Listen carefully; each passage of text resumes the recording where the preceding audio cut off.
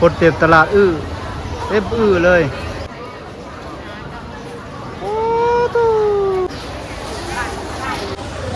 ขายในได้นี่แม่โอ้ผู้สาว ขายมืดอยู่บ่แต่ละมือบ่มืดเนาะตะพุ่นซันตะพุ่นบ่ยาวปานนี้อันนี้ยาวเลยนี่นะ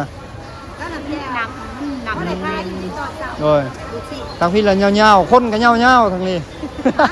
คนจะมาซักจากยาวๆ ตอนนี้เวลาเดินทางมาฮอดตลาดดาวเฮืองเมืองปากซีแขวงจังหวัดสระบุรีลาวใต้ประชาชนทุกคนเลาะเบิ่งบรรยากาศการขายอาหารในยามเช้าๆโซนนี้เป็นโซนขายผักขายหมักไม้ซีนหมูสบายดียามมื้อเช้าขายดีเนาะจนสิเบิดแล้วเนาะโลนึงเท่าไรเดือนนี้แม่90เนาะโดยเป็นตลาดที่ใหญ่ที่สุดในภาคใต้มากทุเรียนสาลีข้าวต้มขนมบริเวณนี้ผักโอ้ผักหอมเนาะใหม่ๆเลยผักหอมขายดีอยู่บ่โอ้ใหม่ๆสดๆเลยเนาะป้าตัวนี้ผักบัวเลยวันนี้ผักบัวพี่เลือกเลยยาว2 4 60 เซนตัวนี้ผักขมเนาะโอ้เลือกหมากสาลีข้าวโพดขายดีอยู่บ่แม่หมักมี่เดี๋ยวมาแต่เช้าเนาะแม่โอ้โดยป้าหลายแท้เด้อขนุนคนยังหลายอยู่แถวนี้โซนนี้ขายปลาอยู่ไหนนี่มันบ่แม่เขาจะขายปลาโอ้เดี๋ยวเราไปเบิ่งคนยังหลายอยู่เดี๋ยวพาทุกคนไปเบิ่งเพิ่นขายปลาขายปู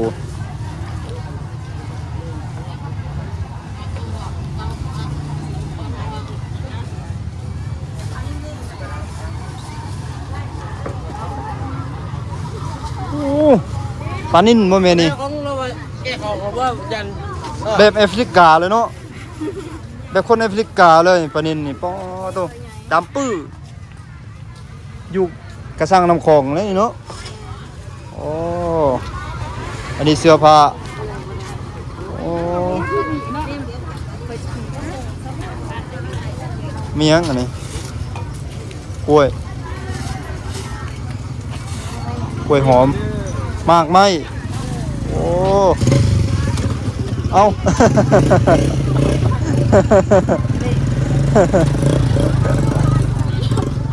หมักไฟคอแลนหมักไฟกล้วยน้ำว้านี่มาจากเมืองปักซองบ่นี่มาจากปักซองบ่เนี่ยโอ้ป้างามเลยเนาะ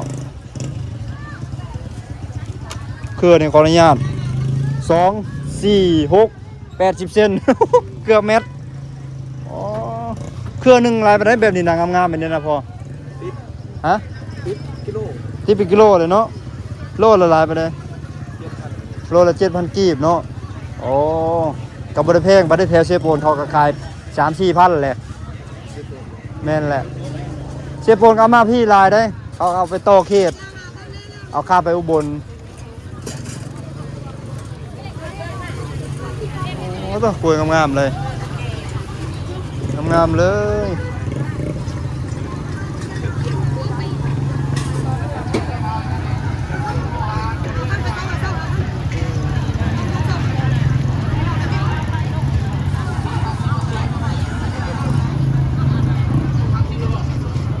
มาเกียง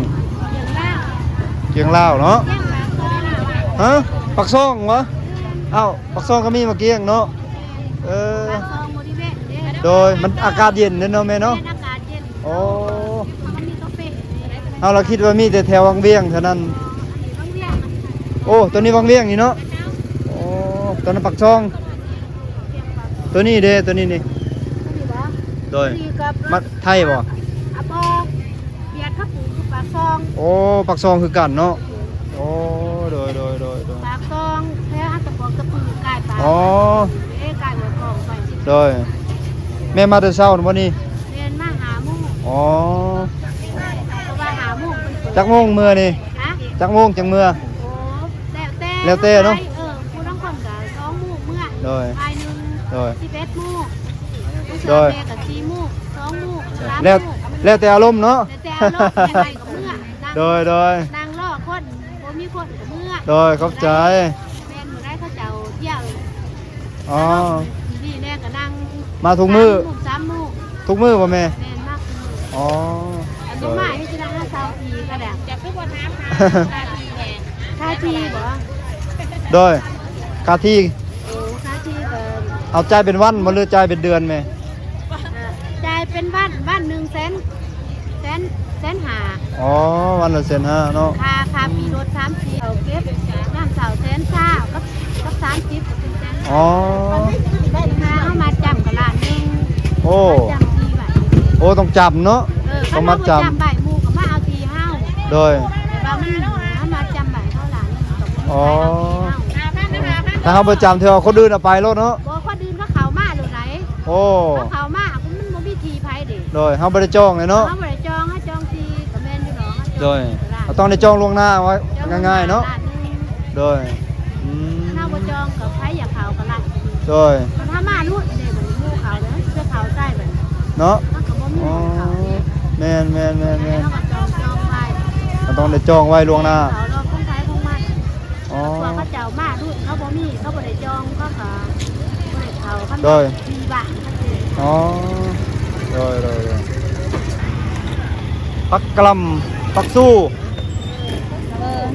เซเวอร์ดิ สู้ตาซอ แถวสวรรณเขตเอิ้นกะหล่ำปีด้วยนี่ กะลำกะได้เป็นสู้กะลำ แถวนี้โซลาปักสู้ตัวนี้โลละ5,000กีบอยู่เชียโปนสวรรณเขตเขาเจ้าขายกิโลละ25,000กีบตัวนี้นะ แม่ เพราะเอามาแต่พี่เด้ มาแต่ปัดซอง โดยเอามาแต่พี่เมื่อขายอยู่พุ่นขิงกล้วยนี่อยู่พี่แพงกล้วยแพงอยู่พุ่นบันทึก ก็เอามาแต่พุ่นเด้อยู่พุ่นก็3-4,000สูงสุดแล้ว วีหนึ่งหรอ โลหนึ่ง3-4,000อยู่พี่7,000กระโตงามมาอยู่พุ่นงามละ4,000 5,000สูงสุด5,000แพงที่สุดเลย5,000นะ ลายบ่ หลายอยู่พี่พัดแพงที่สุดละ7,000เนาะงามๆ7,000 8,000 7,000ที่ตลาดเลยคือร้าน โดย 4,000 อ๋อ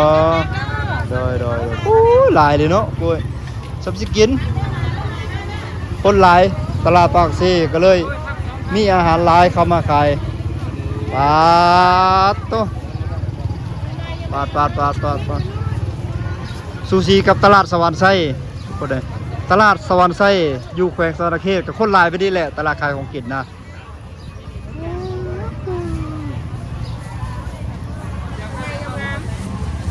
ตึกอ๋อโตพี่ลึกหมักนัดสับปะรด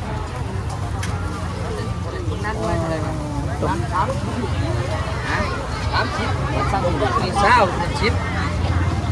ครับไป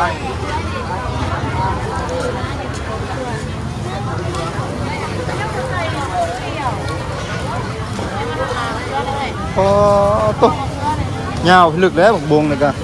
2-4-6-70 เซนฟักทองลึกหาหลาย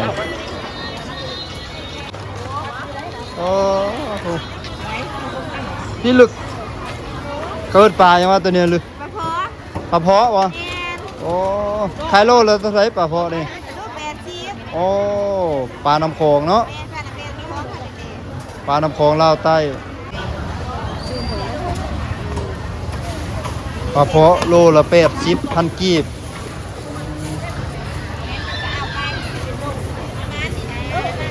100 กว่าบาทไทยปลาน้ำโขง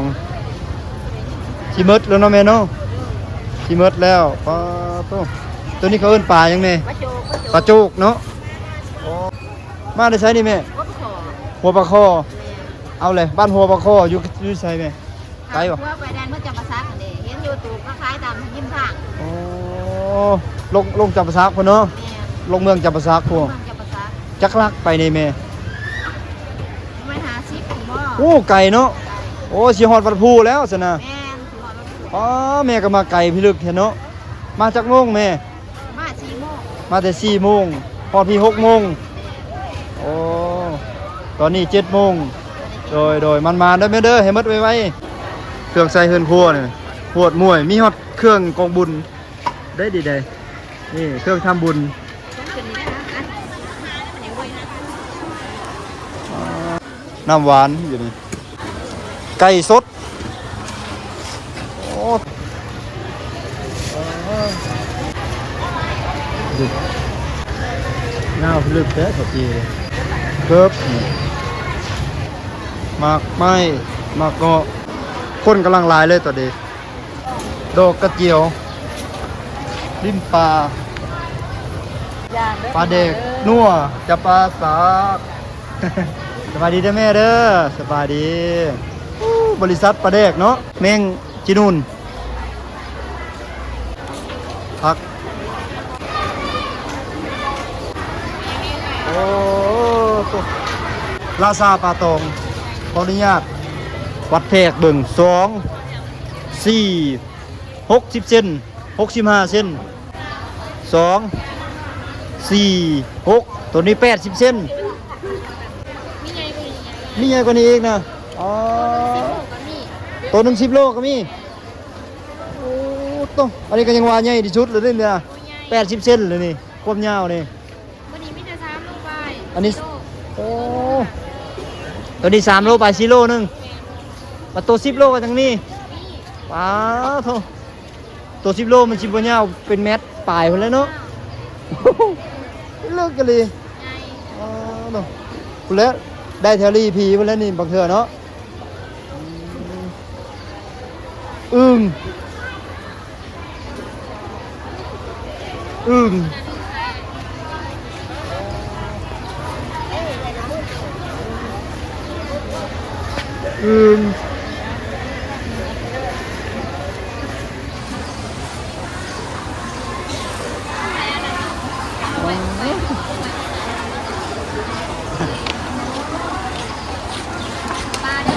ขอบใจมันๆเด้อแม่ค้าเด้อ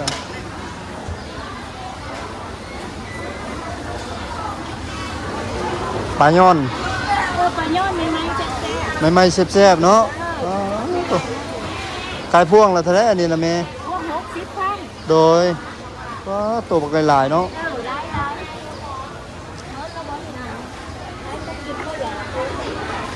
ปลาแห้ง เดียวไหนล่ะ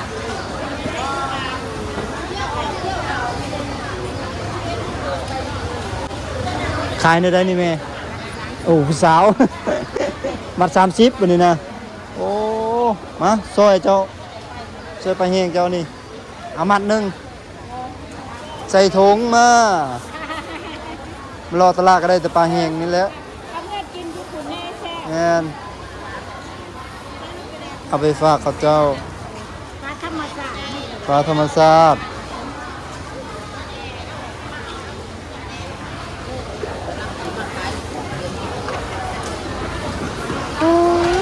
พี่ลึกพี่น้อง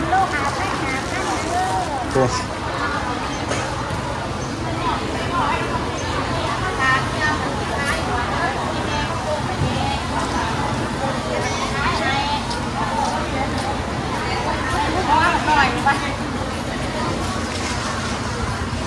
ผักสลัดนี่พูดอะถ้าพูดก็รุดๆอยู่คนข้างนอก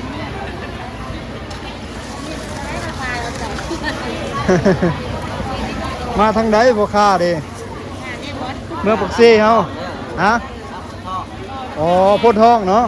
โดยอยู่ใกล้ๆนี้โดยว้าผักกะแยงโคตรงามพี่ลึกว่างามผักกะแยงนะผักกะแยงงามพี่ลึก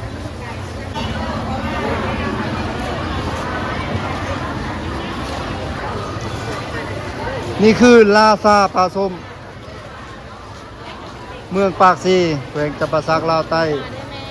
ตลาดดาวเฮือง2 4 6 8 10ถังตัวนี้หมดบ่แม่ค้าขายหมดอยู่บ่แต่ละมื้อบ่หมดเนาะหลายมื้อเนาะอ๋อแต่ว่าพอได้ขายอยู่ติสรุปแล้วตลาดนี้บ่แม่นมีแต่เจ้าผู้เดียวบ่ขายนี่นะมีหลายคนเนาะอ๋อโดยแม่ค้ามาได้ใช้นี่นะสุขุมาผู้โตไก่เนาะน่าจะบ่แม่น50-60 ลักบ่สุขุมานี่7-80 ลักผู้โตมาแต่เช้าพุ่นบ่ เอามาอยู่ที่ โอ้มาอยู่พี่เลยเนาะอ๋อโดยตอนเช้าก็มาขายแต่เช้าจักโมงเลิกนี่อ๋อโดยขอบใจเด้อหมูปิ้นหมูย่าง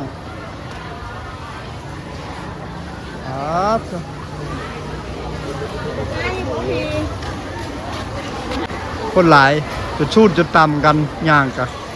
แซ่ดนี่มากพูกเครื่องพูดเท้า เครื่องพูดเท้าแล้วก็เครื่องคำของพูน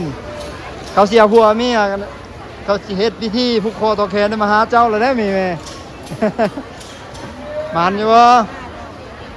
มันปลาแห้งโตปลาส้มสบายดีเด้อ ลาซาปลาส้มอ้าวตัวนี้ไม่ยั้งนี่น้ำตาลโอ้น้ำตาลก้อนพื้นเมืองเนาะน้ำตาลก้อนพื้นเมืองอันนี้ผลิตอยู่ใช้น้ำตาลก้อนนี่เอามาเลยใส่ข้าวมาส่งอยู่ใต้ โอ้มาแต่ใต้พ่อบ่เห็นมาแต่เมืองไซบุทองสวรรณเขตพุ่นประจักษ์นี่โอ้ตู้คนลึกดิคนกำลังไหลมาเกือบ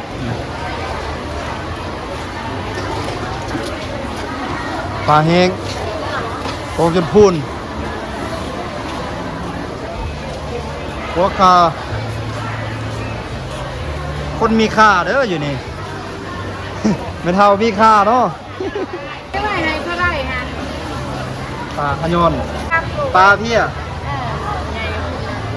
ใหญ่กับคัก โตบักใหญ่แม่มาได้ใช้นี่แม่ นี่แหละอยู่กับปักเซ่เฮา โอ้ นี่แหละ อยู่ปักเซ่เฮานี่เนาะ แม่น โดยมาทุกมื้อโดยมัน ยามนี้ก็มีหน่อไม้ใหญ่ใหญ่พิลึกอยู่ได้นี่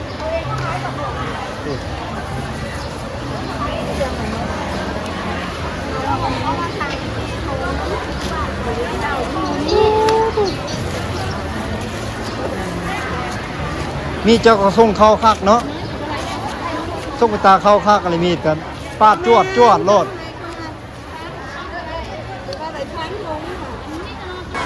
ข้าวปุ้นอะไรข้าวปุ้นเส้นเฟอร์เส้นมีโอ้ยาลาซายาข้าวปุ้นงาม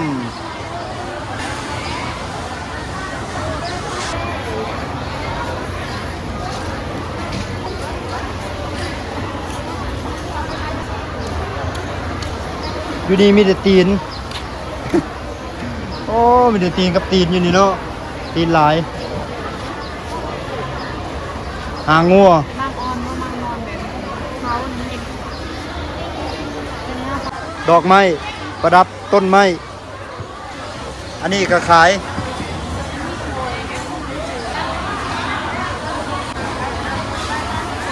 หอย ไม่เสรีเด้อ หอยเชอรี่ปอกเรียบร้อยแกะเรียบร้อย เอ็นลูกตาออกแล้วเรียบร้อยแม่มาอยู่บ่น่ะก็ตามห้ำเนี่ย ผักขะแยง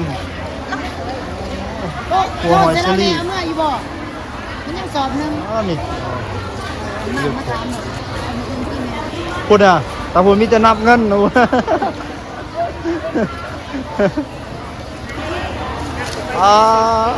หน่อไม้งามแท้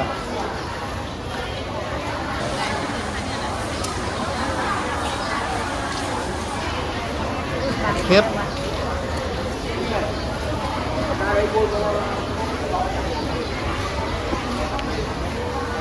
ผักกัดจ่องอยู่นี่ก็มีเนาะแสดงว่าทั่วประเทศลาวอยู่ไสก็มีแสดงอยู่สวรรณเขตก็หลายได้อยู่ภาคเหนือก็หลายฮะ เนื้อคุณบอก อยู่สวรรค์อยู่สวรรค์ก็หลายผักกัดจ่องนะโอ้วันนี้อยู่ทางเหนือลาวก็มีผักกัดจ่องหลายผักอยู่นี่สิงามเนาะอยู่นี่สิงามสิยาว สัน ทางพุ่นซันทางพุ่นบ่ยาวปานนี้อันนี้ยาวเลยนี่นะ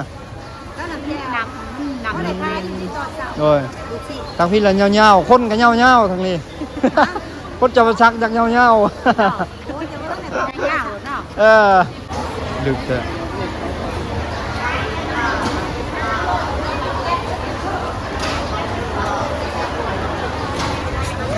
หมากไม้ตามฤดูกาลหมากม่วงสุกแล้วเนาะสุกไว้เนาะม่วงเนาะว่าสุกไว้อะไรว่าปีนี้โอ้ตัวจิเมิดตอนทางนี้เนาะทางสวรรณเขตพัดทางสวรรณเขตนี่บ่ทันได้สุกเด้มันเป็นลาเป็นซ่าอยู่แต่พี่บัดจนจิเบิดแหละ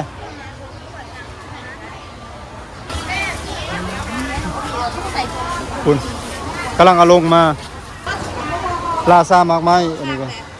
หมากไม้ตามฤดูกาลทุเรียนเครื่องใช้ครัวเฮือนอันนี้มีดบ่วงผ้าข้นทุเรียนปลาแห้งข้นลาซากล้วยสาบป้าแห้งป้าเด็กโอ้สบายดีนะแม่เด้อกำลังจัดส่งให้ลูกค้าเนาะโดยมาจากเมืองโคงคนนี้นะโอ้โดยเมืองโคขี้นาคเนาะเดินทางมาไกลเนาะ140เนาะ144 กิโลโอ้มาส่งหลังกระนังขายเลยตอนแรงกลับบายเนาะบายแรงกลับมาทุกมื้อป่ะแม่มาทุกมือโอ้บอลเขาขายเขานั่งอยู่ดีโดยมาทุกมื้อมันมดบ่ซ้ำนี้มดบ่แม่โอ้ขายดีดิสิเนาะได้ประมาณ20 โลนี่เนาะ30เนาะประมาณ30 กิโลปลาแดกก็มีเด้อหั่นแม่เพิ่นเด้อตัวนี้ก็เฮ็ดละเอียดนี่เนาะปลาแดกตอนใหญ่โดยเบื้องสูงสีดาเนาะโอ้งามๆเลยเนาะโอ้ตุกใหญ่เนาะปลาใหญ่เนาะแม่เนาะแมนโอ้นัวตัวที่นัวคักเลยว่าแซ่บว่าปลาแดกเขาเก็บเห็ดเป็นตีเแต่จังได๋ขายตัวนี้นะเฮ็ดละเอียดคักอะไรอันนี้ก็จัดอยู่ในปลาแห้งกันบัดนี้นะแมนปลาแห้งแต่ปลายอดอันนี้โอ้ปลาแห้งปลาย้อนเนาะแมนอันนี้เป็นปลานีดขนาดเลยปลาปากปลาเกลือโดยปลาปากปลาน้ำพองแฮนด์เมดขนาดเลยตัวนี้นะอันนี้ขายกิโลละเท่าไหร่เนี่ยแม่โอ้อันนี้เขาเป็นปลาอย่างนี้นะโอ้ปลาคอเวียดเนาะจู้นะฮะนี่ขายไปได้นั่นเป็นแพ็คอันนั้นนะโอ้แพ็คละ70โอ้ปลาย้อนได้40เนาะโดยอยู่ห้านแม่ยังแม่คำชินห้านแม่คำสินเนาะคำสินฟอสโดยอยู่ตลาดใหญ่ดาวเฮืองเด้อพี่น้องเด้อ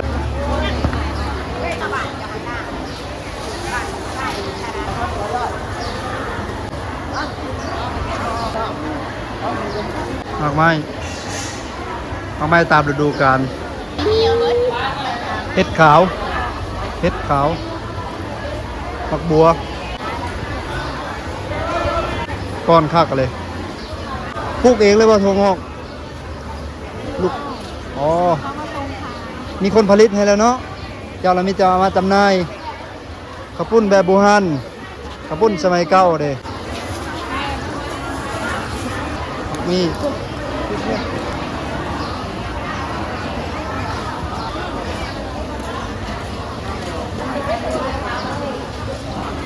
ไข่ม่วง มะเขือปลาแห้ง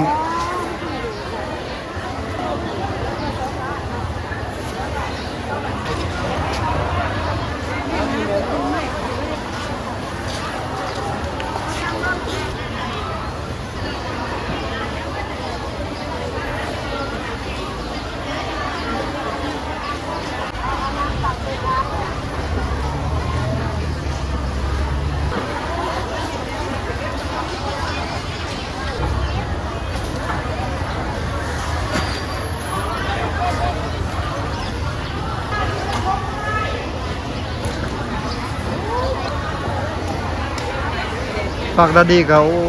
ขนาดเลยเนาะมุมนี้เนาะสุดยอดเลยทุกคนคนเต็มตลาดเต็มเลย